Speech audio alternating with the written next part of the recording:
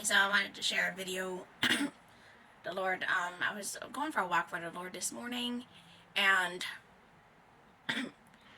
it's on the topic of forgiveness that He was sharing with me. I was thinking about the Bible verse, pray for those who despitefully, pray for those who, basically mistreat you and use you and say all sorts of things against you for, pray for those who, and pray and bless those who mishandle you. And he was sharing with me, I said, Lord, like, why? So that I can, I can understand. And I guess I was asking him for insight onto, like, what is the principle? That's always, whenever I asked him why, it's like, what is the principle behind it? What wisdom do you have? What can I learn from this command? And he shared with me that you pray for those who use you and mishandle you and bless them because he said because they don't know the love of the Father.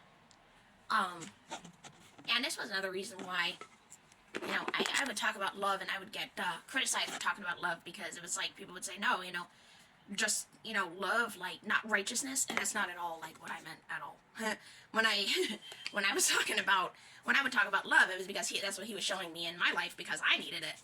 And I didn't mean at all, like, that righteousness wasn't necessary. I'm gonna take my hoodie off because I'm inside. Like, I can say something and I can know what I mean by it, and somebody always takes it to mean, oh, you mean something else. And, like, you have to constantly defend yourself, and that's pride. If somebody, says something, you have to constantly accuse them of another motive. Kind of, and, I was sharing about love because that's what he was teaching me and that's what he was showing me.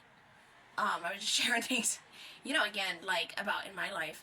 And he was saying that, we forgive and pray for those, bless those who curse us and, say all sorts of things about us for his name's sake, and or just, pray for and bless people in general and mishandle you because they don't know.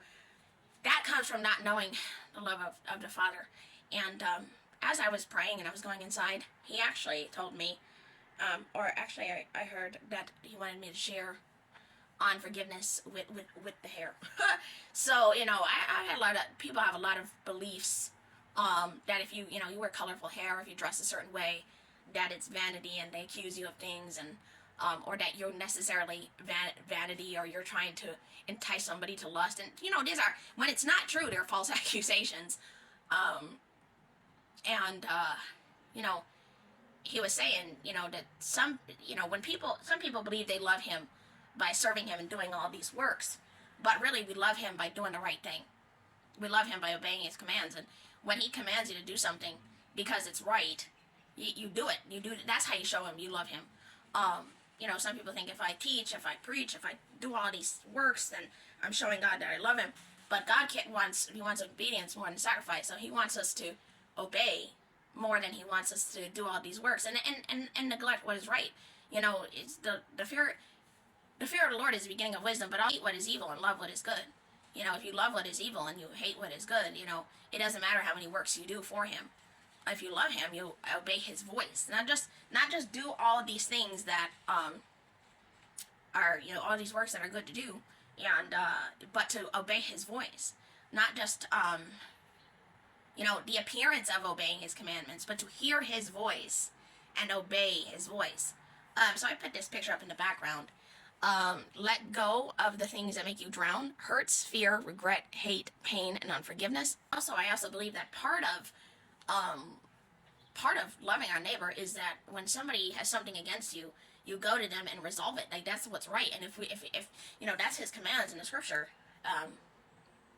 we obey it. But then also, if the other person isn't willing, because their pride, they don't want to obey his commands, then we have to also, pray for them and bless them anyway. And another thing that he was, like, certain things like when there's conflict among believers, or among people, if, we're not to bring our gifts to the altar, if our brother has something against us.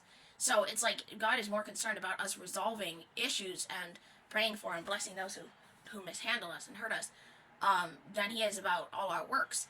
And that's biblical. Like, we're not saved by works, but we're saved by faith. And faith in Jesus is trusting in Jesus for your righteousness. So if Jesus says you need to resolve that issue, you need to pray and bless that person, then it doesn't matter how many works you do to show God that you love him, like if you're not obeying his voice and doing what's right.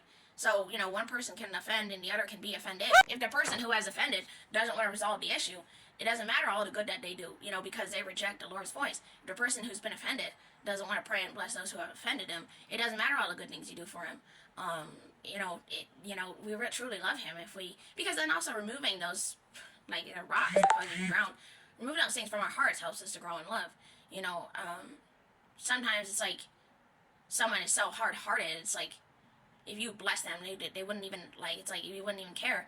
But they wouldn't even care, but you think, well, they don't even care. They wouldn't even, some people just are so proud and, high-minded in themselves, that if you think that if I bless them, they don't care, But it's, and when it comes to that, it's about removing, the Lord wants us to be at peace.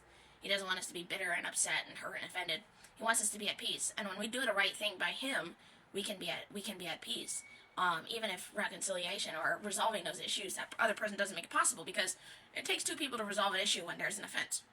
And if one person isn't willing, you have to take accountability and responsibility for your own part, which is to do what he said to, pray for and bless those who persecute you and mishandle you. So, and persecute you for his name's sake, So it's like, you're not always in control of what the other person does. You're not ever in control of what the other person does, but you are in control of how you respond. So, the Lord wanted me to share. I'm just going to share a quick video on this, but the Lord wanted me to share on that. And, he wanted me, he was saying that it's not about the, like, outer appearance, because it's about your character. Like, we have to have the character of Christ. It's not about what you look like. What your character and having the character of Christ is more important than what you look like. But we also don't. If we love Jesus, we don't want to be vain. But at the same time, it's the inner man that is more important.